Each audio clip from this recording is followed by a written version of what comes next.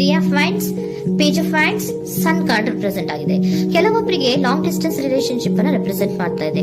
ಮತ್ತೆ ಕೆಲವೊಬ್ರು ಟ್ರಾವೆಲ್ ಮಾಡೋದ್ರ ಮೂಲಕ ನಿಮ್ಮ ಪರ್ಸನ್ ಅನ್ನ ನೀವು ಭೇಟಿಯಾಗಿರುವಂತಹ ಪಾಸ್ಟ್ ನಲ್ಲಿ ರೆಪ್ರೆಸೆಂಟ್ ಆಗ್ತಾ ಇದೆ. ನಿಮ್ಮ ಪಾಸ್ಟ್ ನಲ್ಲಿ ನಿಮ್ಮ ಲವ್ ಲೈಫ್ ನ ವಿಚಾರದಲ್ಲಿ ಒಂದು ರೊಮ್ಯಾಂಟಿಕ್ ಇತ್ತು, ಒಂದು ರೀತಿಯ ಕ್ಯೂರಿಯಾಸಿಟಿ ಇತ್ತು, ಒಂದು ಎಂಜಾಯ್ ಇತ್ತು. ಕೆಲವೊಂದು ರೀತಿಯ ಮೆಸೇಜ್ ಗಳನ್ನ ಎಕ್ಸ್ಚೇಂಜಿಂಗ್ ಮಾಡ್ಕೋತಾ ಇದ್ರಿ, ಫೋನ್ಗಳ ಮೂಲಕ ಅಥವಾ ವಾಟ್ಸ್ಆಪ್ ಗಳ ಮೂಲಕ ಮೆಸೇಜ್ ಗಳನ್ನ ಕಳಿಸ್ಕೊಳ್ಳುವಂತಹದ್ದು, ಒಂದು ರೀತಿಯ ಕ್ಯೂರಿಯಾಸಿಟಿ, ಎಕ್ಸೈಟ್ಮೆಂಟ್ ಗಳೆಲ್ಲ ನಿಮ್ಮ ಲವ್ ಲೈಫ್ ನ ವಿಚಾರದಲ್ಲಿತ್ತು.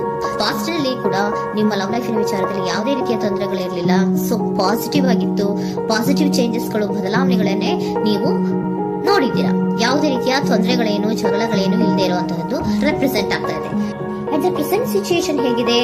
ಈಗಿನ ಸಿಚುಯೇಷನ್ ಕೂಡ ಸೆಕ್ಯೂರ್ ಆಗಿರುವಂತಹದ್ದು. ನಿಮ್ಮ ಲವ್ ಲೈಫ್ ನ ವಿಚಾರದಲ್ಲಿ ಅಟ್ ಪ್ರೆಸೆಂಟ್ ಅಲ್ಲೂ ಕೂಡ, ಈ ಹಿಂದೆನೂ ಕೂಡ ನಿಮಗೆ ಚೆನ್ನಾಗೇ ಇತ್ತು, ಈಗಲೂ ಕೂಡ ಪ್ರೆಸೆಂಟ್ ಅಲ್ಲಿ ನಿಮಗೆ ಕಿಂಗ್ ಆಫ್ ಪ್ಯಾಂಟಿಕಲ್ ರೆಪ್ರೆಸೆಂಟ್ ಆಗ್ತಾ ಇರೋದ್ರಿಂದ ನಿಮಗೆ ಲವ್ ಲೈಫ್ ನ ವಿಚಾರದಲ್ಲಿ ಚೆನ್ನಾಗೇ ಇದೆ. ಸೊ ಒಂದು ಭದ್ರತೆ ಇದೆ. ಲವ್ ಲೈಫ್ ನ ವಿಚಾರದಲ್ಲಿ ಒಂದು ಸಾಮರಸ್ಯ ಇದೆ.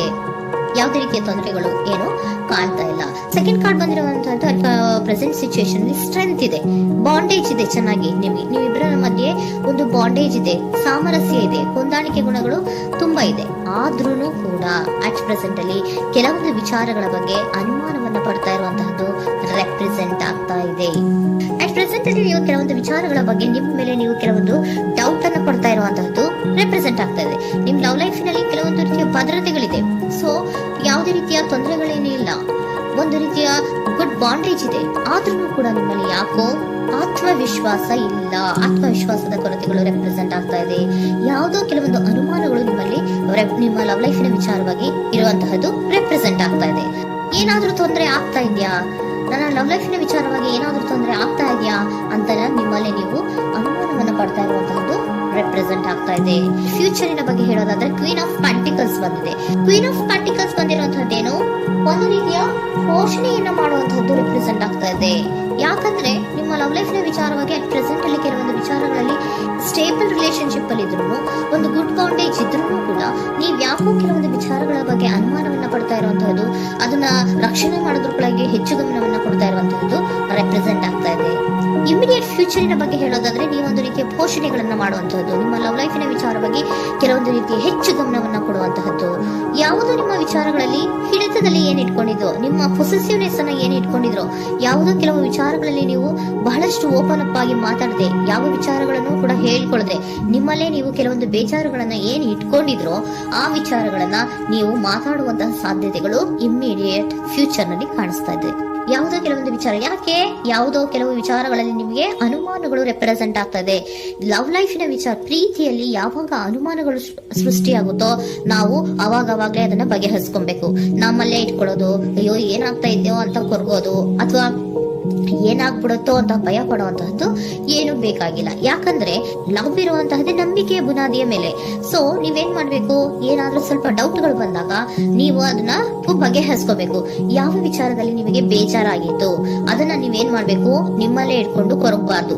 ಓಪನ್ ಅಪ್ ಆಗಿ ಮಾತಾಡೋದ್ರ ಮೂಲಕ ನೀವು ಕ್ಲಾರಿಟಿಯನ್ನ ತಗೊಳ್ಳುವಂತದ್ದು ನಿಮಗೆ ಇಮಿಡಿಯೇಟ್ ಫ್ಯೂಚರ್ ನಲ್ಲಿ ಕಾಣಿಸ್ತಾ ಇದೆ.